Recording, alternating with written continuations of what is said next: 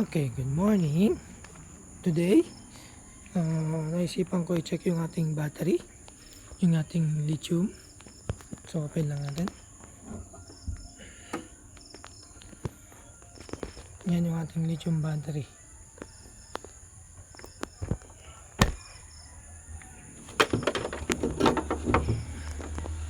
Yan siya. So, i-open ko lang. So, tinanggal ko yung balancer. So, check natin yung voltage kung balance pa ba. Kunin ko lang ating may wagang caster. So, yan siya.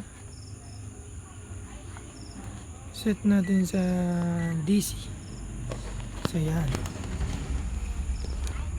Ito yung negative. Mahirap isang kamay. Gawa natin paraan.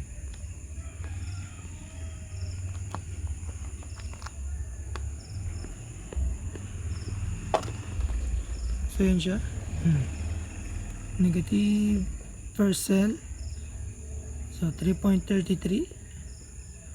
Second cell 3.33. Third cell 3.33, and last cell is 3.33. So balance na balance ang ating battery.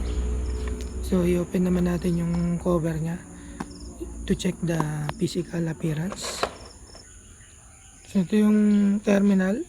Yan, walang bahid ng kung ano, malinis na malinis. Yan, balot siya ng insulation para bawas init. Yan, walang problema. So, i-try naman natin yung kanyang pag-start. Kung one click pa rin.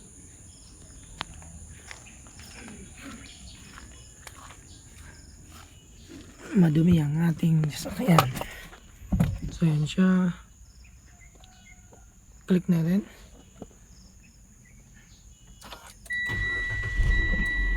Walang ka-problema. Yan, all goods. So, one click lang.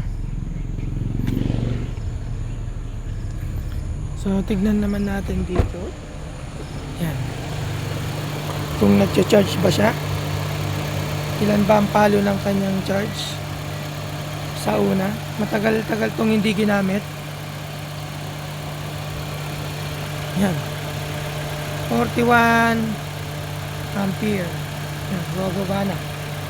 Kasi nagcha-charge na siya. Full charge kasi yan. So matagal na tambay kaya may discharge siya. So test natin dito yung voltahe uli. Yan. Habang nagcha-charge. Yan, 3.5 3.5. Yan, tataas na yan. 3.5 3.5 3.51. So 3.51. Walang ka-problema. So balik na natin. So yan, balik na natin yung takip niya. So after 4 months ng installation ng ating lithium battery, wala siya naging problema. Yan.